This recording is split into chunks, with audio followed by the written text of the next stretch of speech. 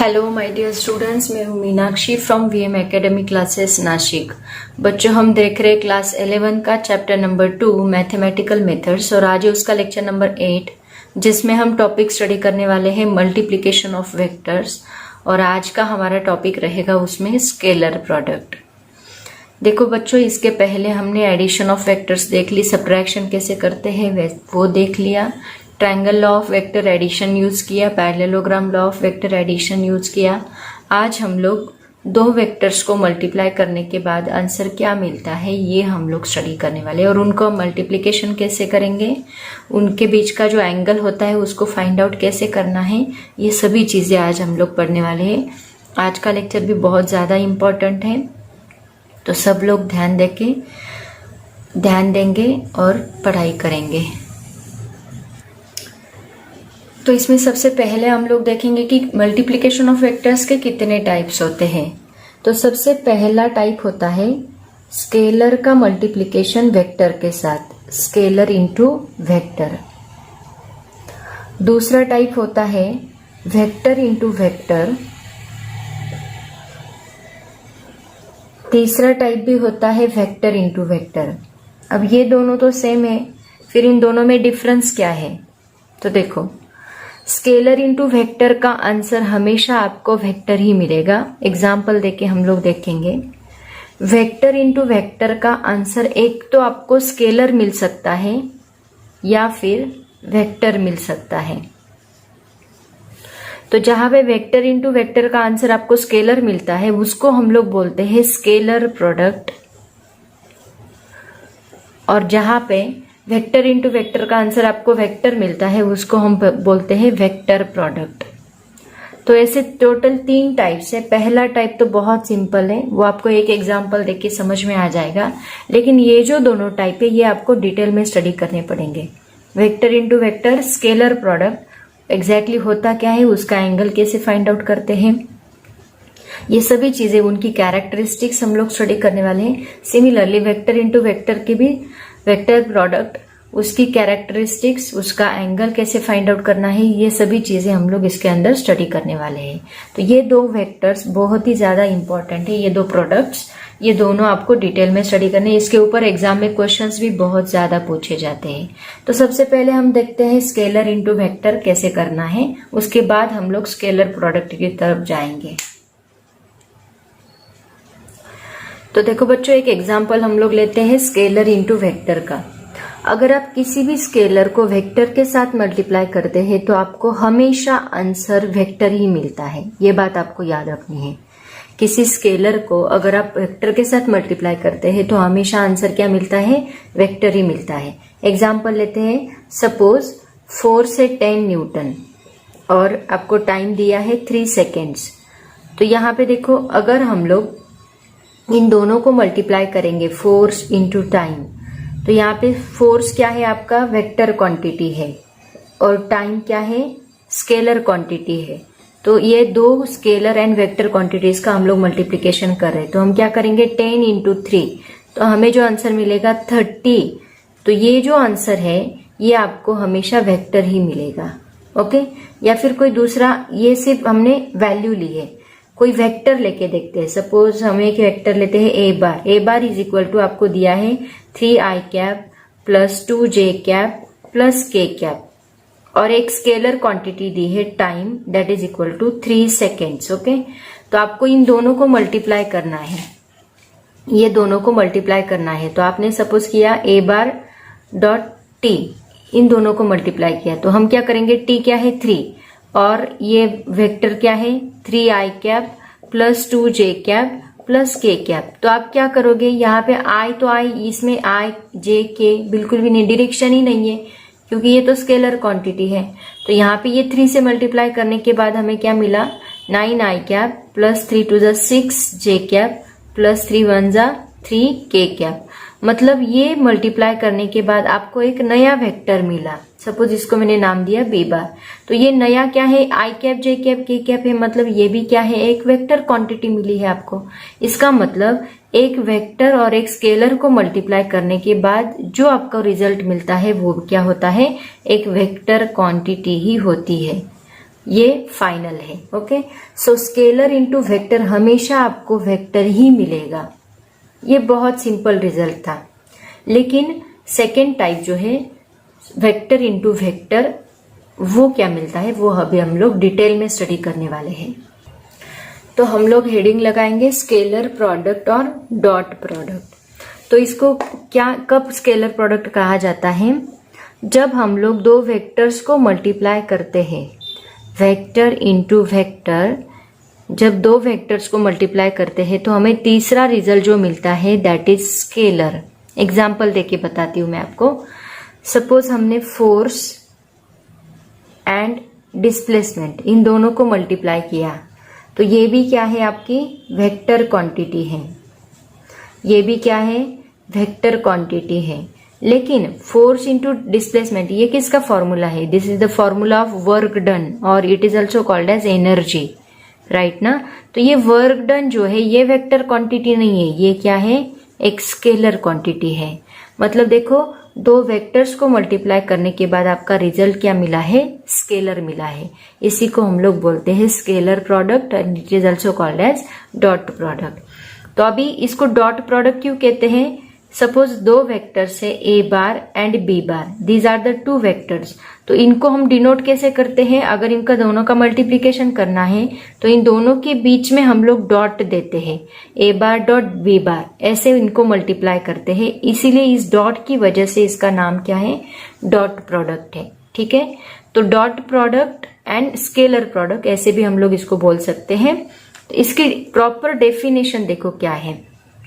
सबसे पहले इसका फॉर्मूला मैं आपको बता देती हूँ।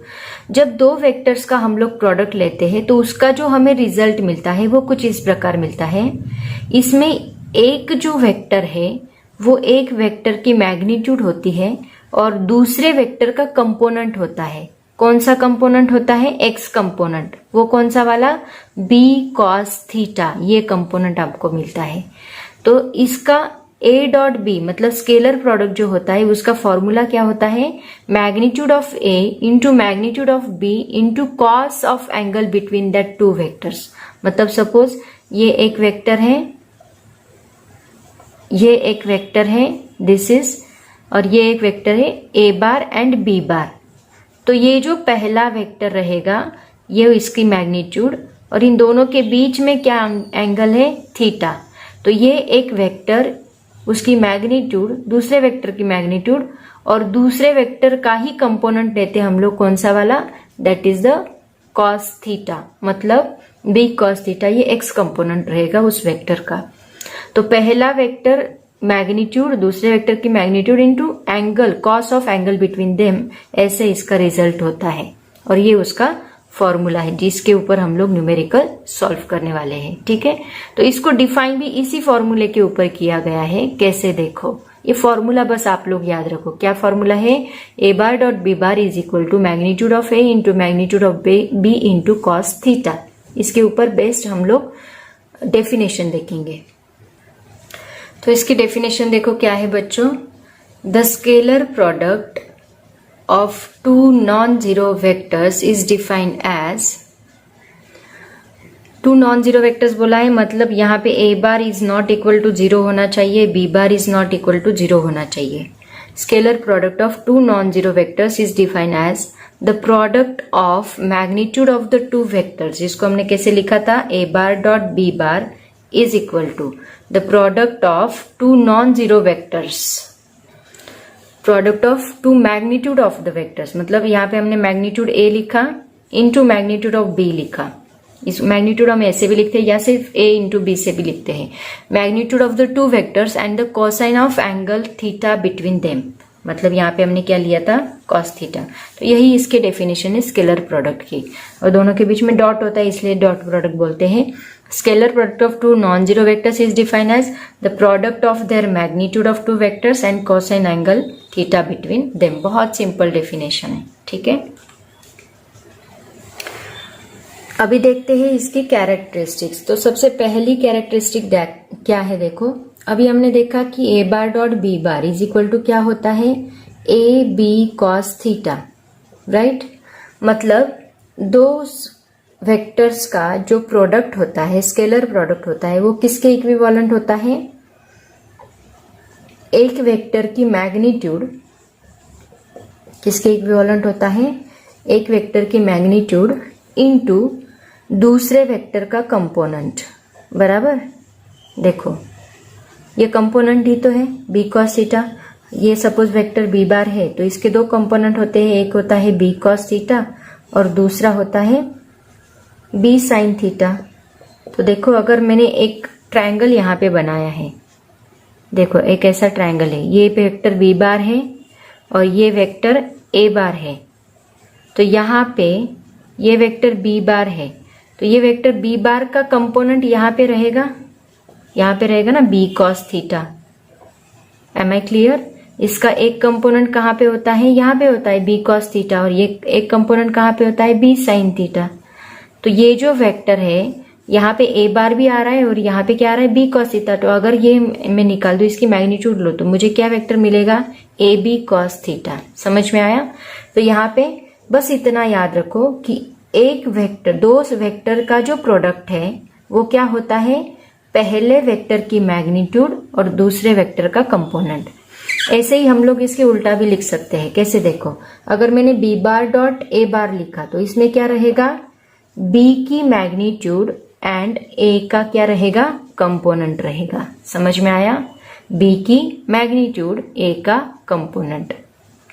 तो ये पहली कैरेक्टरिस्टिक है। क्या है देखो, नोट डाउन कर सकते हैं आप लोग। The scalar product of two vectors is equivalent to the magnitude of one vector and component of the other vector. The scalar product of two vectors is equivalent to the magnitude of one vector and component of the other vector. वैसे ही इधर आ रहा है। तो ये पहली characteristic है। दूसरी characteristic क्या है देखो इसकी, वेक्टर प्रोडक्ट जो होता है, सॉरी स्केलर प्रोडक्ट जो होता है वो हमेशा कम्यूटेटिव होता है। मतलब A bar dot B bar is equal होता है B bar dot A bar के। Am I clear? A bar dot B bar equivalent होता है B bar dot A bar के। कैसे देखो, सपोज मैंने A bar dot B bar consider किया तो A bar dot B bar क्या है? A B cos theta. ठीक है, कंसीडर करते हैं ये अपना वेक्टर है और ये दोनों के बीच में एंगल कितना है? थीटा। तो ये है आपका ए बार और ये है आपका बी बार। तो इसको हम कैसे लेते हैं? ए इंटू बी, इसकी मैग्नीट्यूड इसकी मैग्नीट्यूड और angle between them cos theta. तो यहाँ पे हम लोग कैसे जा रहे हैं? ऐसे जा रहे हैं। एंटी क्लॉकवाइज जाना होता है एंगल के लिए, हमेशा ऐसे। एंगल एंड इट्स मेजरमेंट में आपने स्टडी किया होगा मैथ्स के चैप्टर 1 में। तो यहाँ पे हम लोग ऐसे जाते हैं, this is the angle theta. इन दोनों के बीच में एंगल कितना है? थीटा। सपोज मैंने B bar dot A bar लिया तो यहाँ पे हम क्या लेते हैं? B A cos theta. तो इन दोनों के बीच का हमें एंगल लेना है। तो यहाँ पे हम ए बी की तरफ गए, अब कहाँ जाएंगे? बी ए की तरफ जाएंगे। तो ये एंगल कितना रहेगा? ये टोटल एंगल कितना होता है? 360। उसमें से ये थीटा चला गया तो ये कितना रहेगा? 360 माइनस थीटा रहेगा। ठीक है, तो यहाँ पे मैथ्स का एक फॉर्मूला मैं बताती हूँ। जो फॉर्मूले नए नए फॉर्मूले आप मैं बताती जाऊंगी उनको एक जगह नोट डाउन करते जाओ। तो cos 360 माइनस थीटा हमेशा होता है cos थीटा। ठीक है, तो यहाँ पे cos थीटा नहीं आएगा, यहाँ पे क्या आएगा? b dot a। इन दोनों के बीच का एंगल कितना है? cos 360 minus theta. ठीक है, लेकिन cos 360 माइनस थीटा क्या होता है? cos थीटा होता है। मतलब b bar dot a bar is equal to क्या आएगा? b a cos थीटा आएगा। समझ में आया सबको? तो अभी देखो ये इक्वेशन 1 अगर मैं बताती हूँ, ये इक्वेशन 2 है, तो दोनों के इसके ऊपर से आप बता सकते हैं ये भी ए बी कॉस थीटा है। ए ने बी से मल्टीप्लाई किया या बी से ए को मल्टीप्लाई किया, कोई फर्क नहीं पड़ने वाला, दोनों का आंसर तो सेम ही आने वाला है। मतलब अगर ये दोनों की RHS इक्वल है तो हम बोल सकते हैं दोनों का LHS भी क्या रहेगा? इक्वल रहेगा। ये आपको एग्जाम में लिखने की जरूरत नहीं है, आप बस क्या लिखोगे? A bar dot B bar is equal to होता है बी बार डॉट ए बार, और इसी को कहा जाता है the scalar product is commutative. इसको कम्यूटेटिव लॉ बोलते हैं। इसका मतलब हम बोल सकते हैं scalar product is commutative. Scalar product is commutative. Okay, ये पहली प्रॉपर्टी, दूसरी प्रॉपर्टी हो गई, ठीक है। सिमिलरली स्केलर प्रोडक्ट क्या होता है, एसोसिएटिव भी होता है। Scalar product is associative. Associative का मतलब क्या होता है कि इसमें 3 वेक्टर्स होते हैं। इसका बस इक्वेशन याद रखो, A bar in bracket B bar plus C bar. तो ये क्या आएगा, A bar dot B bar plus A bar dot C bar. इन दोनों के इक्वल आता है अगर इनका हमने मल्टीप्लीकेशन किया, ये दोनों वेक्टर को ऐड किया और तीसरे वेक्टर के साथ मल्टीप्लाई किया, तो ये 2 वेक्टर का जो हमें रिजल्ट मिलता है वो कुछ इस प्रकार मिलता है। इन दोनों को मल्टीप्लाई करने के बाद और इन दोनों को मल्टीप्लाई करने के बाद ऐड करने के बाद जो रिजल्ट मिलेगा वही इसका रिजल्ट मिलेगा और दोनों का रिजल्ट इक्वल रहेगा। इसका मतलब scalar product is associative also. Okay, ये बहुत बेसिक चीजें हैं, आपको कैरेक्टरिस्टिक थ्योरी एग्जाम में पूछी जाती है, कभी कभी इसके ऊपर कॉम्पिटिटिव एग्जाम्स में एमसीक्यूज भी पूछे जाते हैं। ये बस आप इतना याद रखोगे तो भी चलेगा। ये कहाँ से आया इसलिए मैं आपको डिटेल में बता रही हूँ, बट अगर ये नहीं भी याद रखा तो भी चलेगा। आप बस इसके scalar product is commutative, scalar product is associative, ये वाला it is equivalent to magnitude of one vector component of other, magnitude of one vector component of other, ऐसे याद रखा तो भी चलेगा, ठीक है। ये होगी 3 कैरेक्टरिस्टिक। 4th कैरेक्टरिस्टिक देखते हैं। अगर हम लोग एक वेक्टर को उसी वेक्टर से मल्टीप्लाई करते हैं, मतलब ए बार डॉट ए बार लेते हैं, तो अभी ये ए बार है और ये ए बार, दोनों को एक दूसरे से मल्टीप्लाई किया तो दोनों के बीच में एंगल कितना आ रहा है, 0 डिग्री, राइट ना। तो यहाँ पे हम क्या लिखेंगे, ए dot A into cos theta. Theta कितना आ रहा है यहाँ पे, 0 डिग्री। तो हम क्या लिखेंगे, ए dot A into cos 0। Cos 0 की वैल्यू क्या होती है, 1। तो यहाँ पे ए डॉट ए क्या आएगा, ए स्क्वायर आएगा। इसका मतलब scalar product of 2 vectors, vectors with itself, vectors with itself is equal to the square of its magnitude. ये 4थी प्रॉपर्टी है। Scalar product of vector with itself is equal to the square of its magnitude. This is the property number 4। उसके बाद देखो 5th property क्या है, अगर 2 vectors एक दूसरे को परपेंडिकुलर है, मतलब ये वेक्टर बी है, ये वेक्टर ए है, तो ये दोनों के बीच में एंगल कितना है, 90 डिग्री है। तो क्या होगा देखो, अगर A bar dot B bar and, ऐसे लिखते हैं, A bar is perpendicular to B bar, then A bar dot B bar क्या आएगा, ए बी कॉस 90। कॉस 90 क्या होता है, 0। अगर ये 0 है तो ए बी इंटू 0 क्या मिलेगा, हमें 0 ही मिलेगा। मतलब 2 वेक्टर्स अगर परपेंडिकुलर है तो उनका डॉट प्रोडक्ट हमेशा हमें क्या मिलेगा, 0 मिलेगा। अब कंसीडर करते हैं इनके बीच में ये दोनों वेक्टर एंटी पैरेलल है। 6 प्रॉपर्टी, अगर ये A bar anti parallel to B bar, anti parallel का मतलब क्या होता है, anti parallel to B bar, shortcut में लिख रही हूं, मतलब एक वेक्टर ऐसा है, दूसरा वेक्टर ऐसा है, ये बी बार है एंड ये ए बार है, दोनों के बीच में एंगल कितना रहेगा, 180 डिग्री। कॉस 180 क्या होता है, -1 होता है। कॉस 180 क्या होता है, -1। मतलब अगर 2 वेक्टर्स एंटी पैरेलल है तो हमें क्या आंसर मिलेगा, -AB मिलेगा, क्योंकि देखो AB कॉस थीटा लेते हैं, मतलब कॉस 180, कॉस 180 कितना है, -1, मतलब AB इंटू हम क्या लिखेंगे, -1, so that is equal to -AB मिलेगा। समझ में आया। तो ये तीनों बातें आपको याद रखनी है और इसके ऊपर से एक बहुत बड़ा रिजल्ट हम लोग निकालने वाले, जिसके ऊपर ही न्यूमेरिकल ज्यादा पूछे जाते हैं।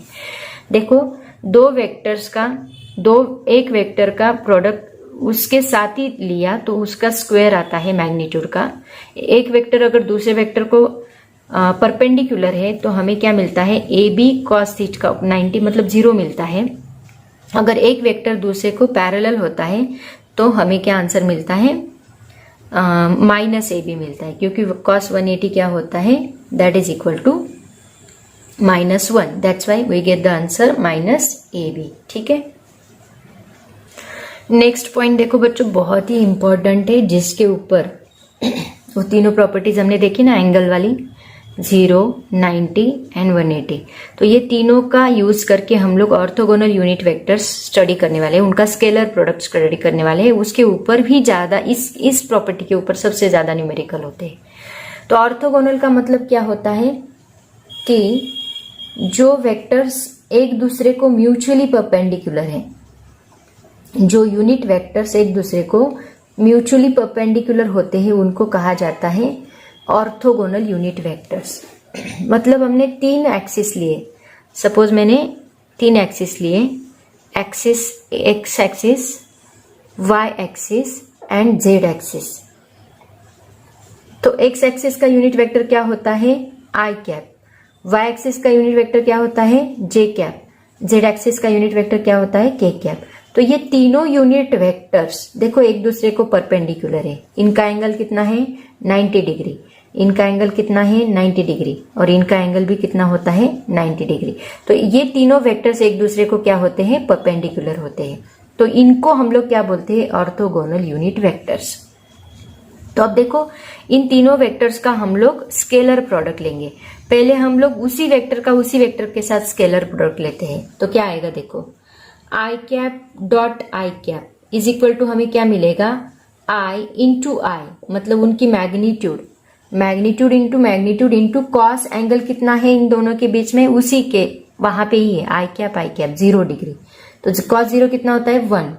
तो आई की मैग्नीट्यूड क्या होती है, ये यूनिट वेक्टर है, यहाँ पे बोला यूनिट वेक्टर, तो आई की मैग्नीट्यूड क्या होती है, 1। तो यहाँ पे क्या आएगा, 1 इंटू इसका भी 1 और cos 0 भी क्या है, 1। So that is equal to हमें क्या आंसर मिला, 1। इसका मतलब हम बोल सकते हैं I cap dot I cap हमें क्या मिलता है, 1 मिलता है। सिमिलरली यहाँ पे जे कैप डॉट जे कैप क्या मिलेगा, 1। सिमिलरली यहाँ पे के कैप डॉट के कैप क्या मिलेगा, 1। तो याद रखो उसी वेक्टर का उसी वेक्टर के साथ अगर हमने स्केलर प्रोडक्ट लिया तो हमें क्या मिलेगा, 1 मिलेगा। ये रिजल्ट मैं यहाँ पे लिख के रखती हूँ, I cap dot I cap is equal to J cap dot J cap is equal to K cap dot K cap is equal to 1। ये आपको याद रखना है। अब लेते हैं एक वेक्टर का दूसरे वेक्टर के साथ, मतलब आई कैप का जे कैप के साथ, आई कैप का के कैप के साथ, जे कैप का के कैप के साथ, सबके साथ क्या आएगा वो देखते हैं। I cap dot J cap is equal to क्या आएगा, unit vector I into unit vector J cap नहीं उनका value magnitude into cos, angle कितना है दोनों के बीच में, 90 डिग्री। इन सब के बीच में एंगल 90 ही आएगा। तो यहाँ पे हम क्या लिखेंगे, 90 डिग्री। कॉस 90 क्या होता है, 0, मतलब यहाँ पे 0 इंटू एनीथिंग आंसर क्या मिलेगा, 0। इसका मतलब हम क्या बोलेंगे, I cap dot J cap is equal to क्या मिलता है, 0। सिमिलरली अगर J cap dot I cap किया तो एंगल तो चेंज नहीं होगा, 90 ही रहेगा। मतलब जे कैप डॉट आई कैप भी किया तो हमें आंसर क्या मिलने वाला है, 0 ही मिलने वाला है। अगर मैं जे कैप डॉट के कैप करती हूँ तो दोनों के बीच में कितना एंगल है, 90 डिग्री। इसका मतलब जे कैप डॉट के कैप भी क्या आएगा, 0। के कैप डॉट जे कैप भी क्या आएगा, 0। आई कैप डॉट के कैप भी क्या आएगा, 0। के कैप डॉट आई कैप भी क्या आएगा, 0। इसका मतलब अगर उन दोनों का इटसेल्फ एक वेक्टर का दूसरे वेक्टर के साथ स्केलर प्रोडक्ट लिया तो 1 आता है, बाकी एक वेक्टर का दूसरे वेक्टर के साथ स्केलर प्रोडक्ट लिया, मतलब वेक्टर अगर हमने चेंज किए और उनका अगर हमने स्केलर प्रोडक्ट लिया तो उनका सभी का आंसर क्या होता है, 0 होता है। ये बहुत बड़ा रिजल्ट है, इसके ऊपर ही हम लोग आगे के न्यूमेरिकल्स सॉल्व करने वाले हैं। लेकिन इससे हम लोग एक कॉमन फॉर्मूला बताएंगे, हर बार ये सोचते नहीं बैठेंगे, इससे एक बहुत अच्छा फॉर्मूला बताएंगे और वो फॉर्मूला बस आपने यूटिलाइज किया तो आपका फाइनल आंसर आएगा। ठीक है, तो वो फॉर्मूला कैसे डिराइव करना है, वो फॉर्मूले का डेरिवेशन भी आपको कभी कभी पूछा जाता है, इसलिए मैं आपको वो फॉर्मूला बताती हूँ। ठीक है, तो देखो बच्चों फॉर्मूला डिराइव करने जा रहे हैं हम लोग। सपोज हमने एक वेक्टर लिया ए बार, एक वेक्टर लिया A bar is equal to A X I cap plus B X J cap plus C X K cap, sorry यहाँ हम लोग बी वाई लेते हैं और यहाँ CZ, एक मिनट रुको। हाँ, एक काम करते हैं, यहाँ पे हम लोग है ना AX लिया है ना, इसको AY ही लेते हैं ताकि आपका कंफ्यूजन नहीं होगा। इसको मैं AY लेती हूँ और इसको AZ लेती हूँ तो कंफ्यूजन नहीं होगा। देखो A वेक्टर लिया, A bar is equal to उसके 3 कंपोनेंट लिए, X component, Y component, Z component. ठीक है, AX I cap plus AY J cap plus AZ K cap. दूसरा और एक वेक्टर हमने लिया B bar, that is equal to BX I cap plus BY J cap plus BZ K cap. ठीक है, दोनों वेक्टर का हम लोग स्केलर प्रोडक्ट लेंगे, A बार डॉट B बार, दोनों को मल्टीप्लाई करो, AX I cap plus AY J cap plus AZ K cap. इसको मैंने मल्टीप्लाई किया, BX I cap plus BY J cap plus BZ K cap से। ठीक है, इन दोनों ब्रैकेट का मल्टीप्लीकेशन कैसे करते हैं आपको पता है। पहले हम क्या करते हैं, इसको ये होल ब्रैकेट से मल्टीप्लाई करते हैं, फिर इसको होल ब्रैकेट से, फिर इसको होल ब्रैकेट से। बहुत बड़ा रिजल्ट है, मैं डायरेक्टली लिखती हूँ। देखो AX, इसको मैंने यहाँ पे मल्टीप्लाई किया तो AX इंटू BX, डायरेक्टली करती हूँ मैं, AX इंटू BX, ब्रैकेट में क्या रहेगा, I cap into I cap, I cap into I cap, dot product है। ठीक है, प्लस वापिस इससे हमने इसको मल्टीप्लाई किया, AX into BY in bracket I cap dot J cap plus AX into BZ in bracket I cap dot K cap. Okay, इससे ये होल ब्रैकेट को मल्टीप्लाई हो गया। अब इससे करते हैं, ये क्या है, AY into BX in bracket J cap dot I cap plus AY into BY in bracket J cap dot K cap, sorry J cap dot J cap plus AY into BZ in bracket J cap dot K cap. अब इससे AZ into BX in bracket K cap dot I cap, K cap dot I cap plus AZ into BY, AZ into BY in bracket K cap dot J cap, K cap dot J cap plus AZ into BZ, AZ into BZ in bracket K cap dot K cap. कभी कभी ये derivation पूछा जाता है, नहीं तो ज्यादा पूछा नहीं जाता। इसका फॉर्मूले के ऊपर न्यूमेरिकल पूछे जाते हैं, जो फॉर्मूला अभी आएगा लास्ट में। अब देखो हमने देखा, बट हमने क्या देखा, I cap dot I cap is equal to J cap dot J cap is equal to K cap dot K cap is equal to 1 है। बाकी सभी क्या है, I cap dot J cap उसका उल्टा, J cap dot K cap उसका उल्टा, I cap dot K cap उसका उल्टा, ये सभी क्या है, 0 है। तो अभी सिर्फ I cap dot I cap की जगह पे 1 आएगा, बाकी सभी जगह पे I कैप की 1 जगह पे 1, J कैप की जगह पे 1, K कैप की जगह पे 1, बाकी सभी जगह पे क्या आएगा, 0 आएगा। इसका मतलब हमें फाइनल रिजल्ट क्या मिलेगा, बस ये टर्म बचेगी, ये 0 होगी, ये 0 होगी, ये 0 होगी, ये 1 होगी, ये 0 होगी, ये 0, ये 0, ये 1, सभी टर्म 0 हो जाएगी। बस ये 3 टर्म बचेगी, क्या, AX BX plus AY BY plus AZ BZ, बाकी सभी टर्म्स यहाँ I cap dot J cap है, मतलब 0, 0 into 0, 0 into this 0, 0 into this 0, ये भी 0, बस J कैप यहाँ 1 आएगा, 1 आएगा, 1। ओके, मतलब A बार डॉट B बार का हमें फाइनल रिजल्ट क्या मिलता है, उनके जो कंपोनेंट्स है सेम कंपोनेंट्स का मल्टीप्लीकेशन है, AX BX AY BY AZ BZ। समझ में आया, ऐसे हम लोग इसको सॉल्व करते हैं। तो इसी से रिलेटेड कुछ न्यूमेरिकल्स हम लोग देखने वाले हैं, डायरेक्टली वहां पे हम लोग ये फॉर्मूला यूज करेंगे। ठीक है, बहुत कम बार ये डेरिवेशन पूछा जाता है, लेकिन पूछा भी तो बहुत ही सिंपल है, आप सिंपल तरीके से इसको सॉल्व कर सकते हैं, बट ये फॉर्मूला आपको न्यूमेरिकल्स में यूटिलाइज करना है, इसलिए इसको याद रखना है। तो देखो बच्चों, आज हमने इसकी पूरी थ्योरी कंप्लीट की है, पूरी थ्योरी इससे रिलेटेड मैंने कंप्लीट की है। इससे न्यूमेरिकल्स रिलेटेड वेक्टर प्रोडक्ट भी देखना है, तो वेक्टर प्रोडक्ट भी हम लोग देखेंगे, और इससे रिलेटेड न्यूमेरिकल्स, बहुत सारे न्यूमेरिकल्स है, क्योंकि इसके ऊपर बहुत ज्यादा न्यूमेरिकल्स पूछे जाते हैं, वो भी हमें सॉल्व करने हैं। तो वो न्यूमेरिकल्स भी हम लोग देखेंगे, वो मैं नेक्स्ट लेक्चर में लूंगी क्योंकि लेक्चर बहुत बड़ा बनेगा अगर हम न्यूमेरिकल इसके साथ में लेंगे। तो नेक्स्ट लेक्चर में हम लोग स्केलर प्रोडक्ट के बस न्यूमेरिकल्स देखेंगे, देन वेक्टर प्रोडक्ट और उसके न्यूमेरिकल्स उसके नेक्स्ट वीडियो में बनाऊंगी। ठीक है, तो बच्चों आज के लिए इतना काफी है, पढ़ाई करते रहो। Thank you so much and bye bye.